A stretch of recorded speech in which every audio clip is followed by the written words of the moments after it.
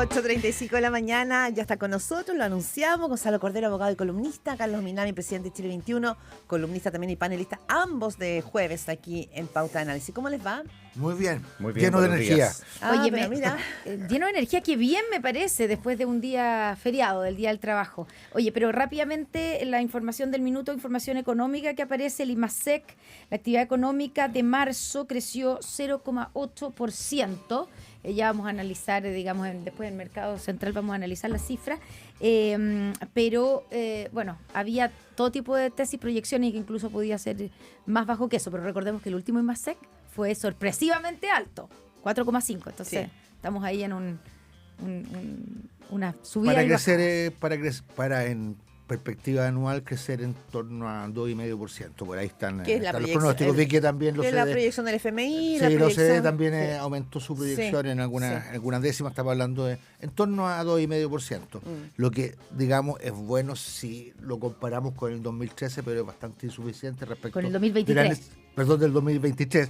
Pero es muy insuficiente respecto a las necesidades que tiene el país. Sí, y de la trayectoria que viene teniendo el país. También incide la base de comparación en esto, porque como el año anterior fue muy malo, fue un año que no tuvo crecimiento, entonces, por supuesto, eso incide en los números de este año. Gonzalo Cordero, Carlos Minami, tenemos días bien tremendos. ¿En qué sentido?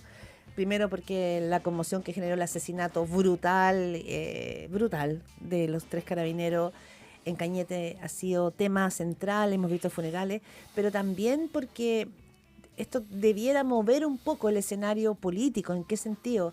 La discusión sobre las leyes, el despliegue del propio gobierno, es decir, la amenaza de crimen organizado, no sabemos bien de qué se trata. ¿Cómo lo han visto ustedes? Porque de este tema no hemos hablado. Vamos a partir por Carlos Minami, que no lo habíamos tenido. Claro, estuvimos juntos antes del asesinato. Hace 2 semanas y efectivamente no habíamos tenido oportunidad de Pero estuvimos conversar. comentando el asesinato de un oficial de Carabineros. Sí, por supuesto. Exactamente. De Manuel Sánchez. Sí. Bueno, yo comparto todos los juicios en el sentido de que esto es un hecho inédito. Creo que no es que es lo más grave de los últimos años, parecía ser que lo más grave en la historia de Carabineros no se había producido un atentado de este tipo, y me parece a mí absolutamente repudiable. Ya no solamente está el asesinato, sino que está el incidente, el agregado de la crueldad del episodio. Ahora, para abrir un poco de discusión, hay una cosa que a mí me llama la atención en todo esto, que se dice poco, que esto ocurrió en una zona que está bajo estado de emergencia, bajo control militar. La verdad, me llamó la atención también, hay un contraalmirante, el contraalmirante Manzano, que es el jefe de la Defensa Nacional en el Biobío. Hasta donde yo sé, no se ha pronunciado, no ha dado una explicación de por qué los carabineros estaban a esas horas de la noche sin custodia militar, sin acompañamiento, y creo que lo fundamental es dar esta explicación de que ya aquí estábamos en estado de excepción, bajo control de la Defensa Nacional por parte de la Armada, y esto ocurrió. La explicación que se ha dado, que la ha dado más bien el poder civil, digamos, pero me imagino que... Yo no sé si el contraalmirante Manzano parecía ser que no ha dicho nada. No, pero lo que sí se ha dicho, y lo dijo, digamos, lo ha dicho, claro, la ministra del Interior, que en esta zona se había habido una mejor situación, se había mejorado, había disminuido los hechos de violencia, y por lo tanto había habido, no voy a decir un relajamiento porque eso no es la palabra que se usó, sino que algunas diligencias como esta, que estamos hablando de un control, una fiscalización de una medida cautelar de alguien que estaba con arresto domiciliario nocturno, ¿cierto?, por un caso de droga o de manipulación de armas, no se estaban haciendo con una escolta militar, y en este caso de la Armada, pero que exprofeso. Ahora se tomó la medida. Siendo bastante absurdo que tengan que 3 carabineros en una zona crítica hacer control de una medida cautelar a esa hora de la noche. Eso podría perfectamente hacerlo otra persona. Perdón, pero solamente quiero decir que el arresto domiciliario nocturno se tiene que controlar en la noche, porque es para ver que la persona esté durmiendo. Podrían haber otro tipo de sistema y no tener que desplegar a 3 carabineros. Lo entiendo que ese sistema funcionaba duplicadamente, siempre policía y militares, y que lo que ha dicho la ministra Toa es que como estaba cambiando la situación, eso había cambiado. Gonzalo se revirtió Cordero, rápidamente. Sí, A ver, yo creo que aquí tenemos un problema que es político. Y cuando digo político, no digo de los políticos. Incluye a los políticos, pero es más amplio y es más profundo que eso. Las Fuerzas Armadas, mi impresión es que tienen la convicción que ellos hoy día, en cualquier situación de conflicto armado, de violencia, tienen dos opciones: ser mártires o irse a la cárcel. Y uno puede decir que no, que están equivocados, que no es así, pero mi impresión... ¿No es una exageración? Perdón lo que estás diciendo, Gonzalo. Que es una exageración, no sé si es una exageración. Yo estoy diciendo que en las Fuerzas Armadas hay hoy día la impresión más o menos generalizada por los casos que han ocurrido de que ellos cuando son desplegados en una zona en estado de emergencia, si se ven enfrentados a un ataque armado, ellos tienen que optar entre ser mártires o irse presos. Porque si ellos responden al ataque armado, la posibilidad de que terminen presos es altísima. En primer lugar, porque el Ministerio Público, yo diría por norma, los imputa de inmediato. Pero imputado que sea un funcionario, entra en la tortura, en el infierno de los procedimientos judiciales. Lo apartan de la institución, le cae todo el peso del sistema. Gonzalo, es que yo creo que esa es una de las aristas de esta conversación, que es que tiene que ver en el fondo con el uso de la fuerza, con las leyes que vamos a tener, pero aquí estamos hablando de que al parecer estos carabineros ni siquiera tuvieron tiempo de entrar, digamos, en esa conversación de defundar el arma. Entonces yo digo, veamos lo que pasó ahí, lo que existe alguna... Pero es que es lo mismo. Es que no sí, pero es que es lo mismo en el sentido de que también para muchos aquí en el fondo hay como, aprovechemos de poner la agenda, hay una discusión legislativa. Yo lo digo, ¿qué es lo que pasó allí? Miremos el crimen, ¿es crimen organizado? ¿El recrudecimiento de un terrorismo? ¿Qué lectura se hace de eso? Porque probablemente ahí hay un estado de excepción. Hay militares presencialmente instalados allí. Pero si llegamos... Entonces, ¿por qué nos vamos Por lo que te estoy diciendo, pues porque tú no ganas nada con tener militares instalados ahí, militares que probablemente lo único que quieren es no tener que salir a patrullar. Que sienten que están expuestos a un riesgo, que la sociedad les da una orden, pero luego los persigue si cumplen la orden. Entonces, o sea, tú dices que exprofesos no fueron... No digo que exprofesos en ese caso no fueron. Digo que todas estas medidas como el estado de emergencia están teniendo un efecto muy limitado. Porque están amarrados de mano, dices tú. Porque ellos se sienten en una situación de amarre de manos. Si en ese mismo camino hay un marino que por defender a un grupo, a funcionarios de carabineros, en una situación más o menos equivalente, está imputado y lo están persiguiendo penalmente por homicidio. Entonces, en esas condiciones, es absolutamente imposible que recuperemos la seguridad en el país. Yo considero, en lo personal, que esta discusión de las normas del uso, de las reglas del uso de la fuerza, es muy artificial. Si ya... ¿Artificial en qué sentido? ¿Que no es necesario? Absolutamente innecesario. ¿Por qué? Mira, hoy día viene en el Mercurio, viene una carta de Cristian Araya, ex auditor de la Armada, ex almirante de justicia, a quien tengo el gusto de conocer. Nos comentaba el alcalde de Lebu. Exactamente.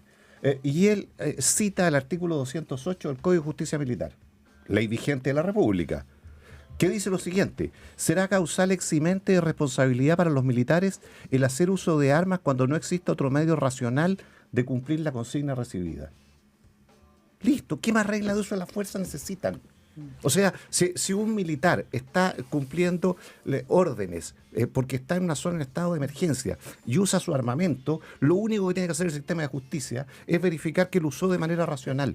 Y punto. ¿Qué otras reglas se necesitan? Gonzalo, yo creo que tú planteas una cosa que es efectiva, pero que tiene que ver con algo que es más complejo y más delicado, que es lo siguiente, que es el hecho de que las Fuerzas Armadas no están estructuralmente organizadas y preparadas para ejercer funciones de control del orden público. Es que ellos no quieren, ellos lo han dicho en el COSENA. Y tienen razón, porque no están hechos para eso, y por eso que efectivamente hay una contradicción entre el desempeño que ellos puedan realizar en condiciones de emergencia con las situaciones que se puedan producir y pueden terminar también siendo injustamente quizás procesados en muchos casos, pero a mí de ahí a decir, Gonzalo, que toda la discusión que tiene el Parlamento 2-3 años sobre reglas de uso de la fuerza no tiene sentido, me parece a mí que no es así. Yo creo que es muy importante porque hoy día las reglas, el uso de la fuerza está normado básicamente por resoluciones administrativas, y lo que se trata es darle una fuerza legal que les permita también tener a las propias Fuerzas Armadas, cuando intervengan en estas condiciones de excepción, tener también la protección y el resguardo necesario. Pero también para carabineros. Y sobre la base también, Connie, de una cosa que desgraciadamente está en cuestión en el Parlamento, que es la proporcionalidad en el uso de la fuerza. Sí, esa palabra es clave, la Y proporcionalidad. esa proporcionalidad Pero también convengamos que en este debate, Carlos Minami, lo que estamos viendo es que el problema de que se está haciendo es que también aquí hay una posición compleja desde el mundo del Frente Amplio o del mundo de Prodignidad, porque no logra, como que esta discusión no logra avanzar racionalmente. Claudia, no cabe ninguna duda que y el gobierno le ha tocado enfrentar su ¿cómo se dice? Su fuego amigo.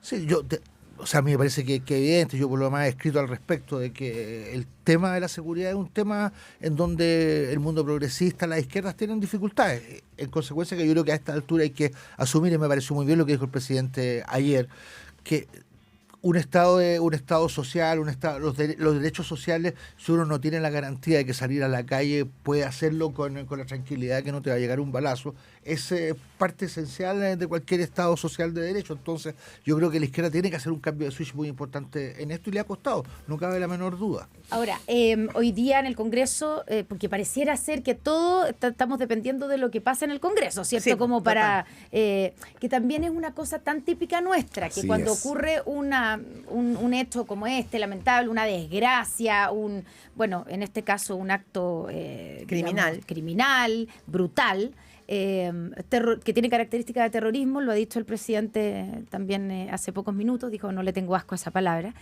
por si algunos tenían las dudas.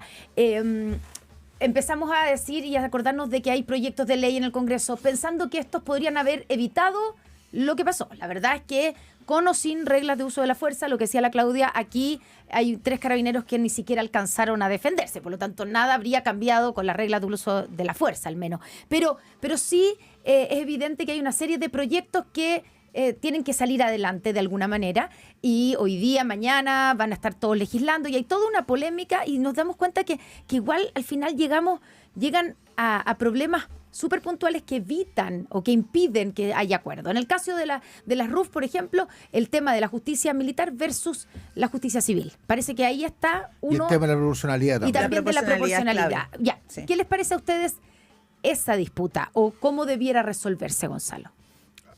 Primero, a mí me parece que el problema de la discusión se genera porque el Ministerio Público, en demasiados casos, ha actuado de una forma que yo creo que es sesgada. Y ha actuado de una forma que hace que las Fuerzas Armadas no tengan confianza en la justicia, en el sistema ordinario procesal penal. Y creo que eso es, de nuevo, es una evidencia, digamos, es así.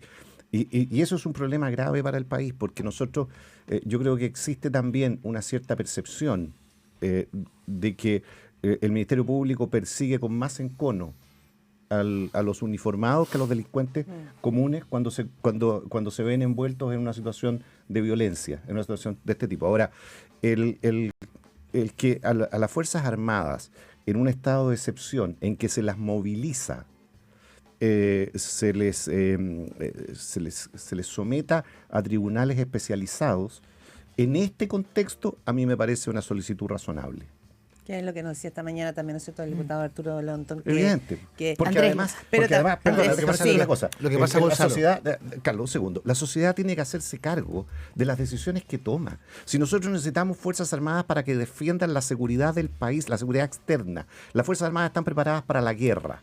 Si nosotros como sociedad nos vemos en la necesidad de tomar ese recurso, el recurso que tenemos para la guerra, y usarlo para condiciones de seguridad interna, bueno, tenemos que hacernos cargo de que eso va a tener consecuencias. Pero reponer la justicia militar en este contexto, después de que incluso hasta el gobierno de Sebastián Piñera en el 2010 trató de darle, ¿no es cierto?, una parcialidad, y del recuerdo que uno tiene en dictadura del rol que jugó la justicia militar, ¿no es un poco retroceso?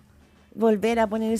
Yo tengo la sensación de que ese es el tema. A mí me parece que es lógico el argumento de Gonzalo, en el sentido de que las Fuerzas Armadas también, si tienen que actuar en condiciones excepcionales, estén sometidas sus actuaciones a mecanismos de control que sean también excepcionales. Eso me parece a mí que es lógico. El problema es que la justicia militar tiene una trayectoria también bien terrible en Chile. Entonces, eso como que no es justicia, es como impunidad. Esa es la discusión que se plantea. Entonces, yo francamente lamento que hechos tan graves, tan delicados como los que se han producido en el último tiempo, sean parte finalmente de una guerrilla parlamentaria, de una guerrilla política, yo creo que de poca monta, pero muy, muy destructiva desde el punto de vista de la convivencia, muy destructiva desde el punto de vista de cómo funciona finalmente nuestro sistema político. Tony, ahora sí es cierto que probablemente cuando te hablamos de la amenaza del crimen organizado, cuando vemos lo que ha pasado en la región, sí es cierto que se requiere una discusión respecto de cómo actúa la política, cómo actúa la policía, cómo responde el Ministerio Público, cómo responde la justicia. O sea, esta es una conversación que el Estado en su conjunto tiene que dar, porque el enemigo que está al frente tenemos un tremendo enemigo, muy poderoso. Es un enemigo nuevo, entonces hay que hacer esa conversación, no es que no haya que hacerla, ¿no? Pero hay una cosa que me parece importante precisar, porque cuando hablamos de la justicia militar, estamos hablando de una rama del Poder Judicial chileno. O sea, la justicia militar lo que tiene de especialización es la primera instancia. Yo les recuerdo que la ministra Romy Rutherford, actuó como ministra en visita como miembro de la justicia militar, como integrante de la Corte Marcial.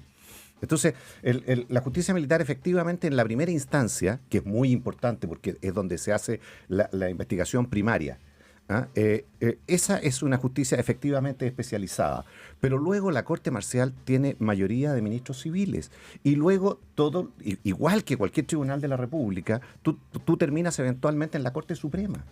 Entonces, tampoco es que nosotros estemos diciendo, mira, se va a pasar a la justicia militar, que es como un sistema de justicia de los militares que ocurre dentro de los cuarteles y en que la Corte Suprema no tiene nada que ver. No, eso no es así.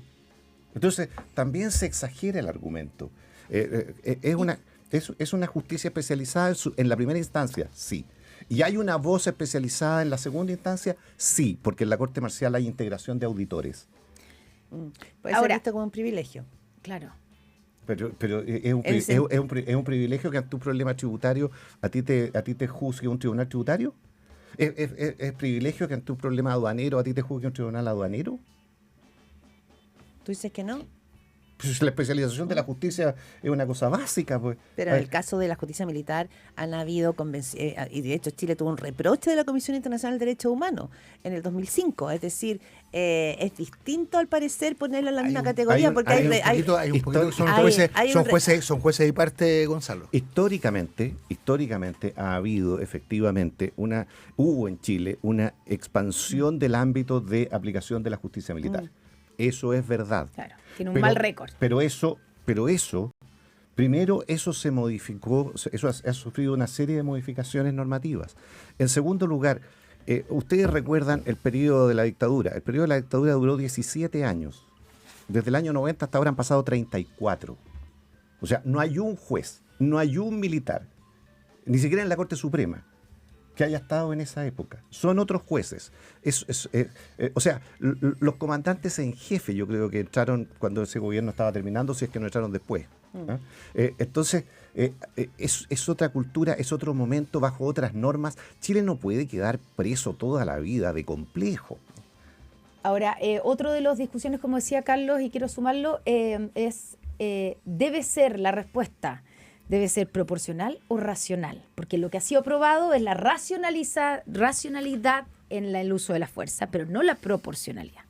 Y es cierto, yo creo que además es totalmente lógico que las Fuerzas Armadas tengan que enfrentarse en condiciones de superioridad desde el punto de vista técnico, desde el punto de vista del armamento. A mí me parece que también algunos que dicen no. Ya que en algún minuto hubo esa discusión. Es una discusión que me parece completamente absurda. Piedra, tenía que responder con piedra. Eso me parece a mí completamente absurdo. Yo creo que las Fuerzas Armadas tienen el monopolio legal del uso de la fuerza y por tanto tienen que siempre poder enfrentarse en condiciones de superioridad. Si no, estamos realmente en unas condiciones muy dramáticas desde el punto de vista de la mantención del Estado de Derecho, pero sí el tema de la proporcionalidad, y ojo también, creo que también está planteado el tema de la tortura, el tema de los apremios ilegítimos, que fue desgraciadamente un punto crítico. Entonces Gonzalo dice con razón, han pasado ya 34 años desde que salimos de dictadura, pero desgraciadamente hay prácticas que están arraigadas en las Fuerzas Armadas. Se ha torturado en democracia, se han violado los derechos humanos en democracia, se violaron a mujeres en los cuarteles policiales. Eso ocurrió también hace 4 años, no hace 34 años, Gonzalo, hace 4 años atrás,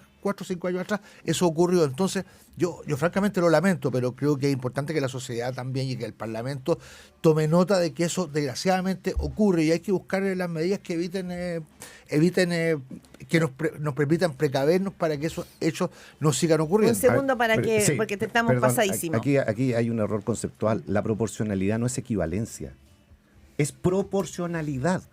3 es a 1 es una proporción. 2 a 1 es una proporción. Cuando el legislador, es que esta norma de la proporcionalidad es muy antigua, cuando el legislador habla de proporcionalidad, significa la fuerza necesaria para neutralizar la amenaza. Y la fuerza necesaria para neutralizar la amenaza no es la equivalente, es una fuerza mayor.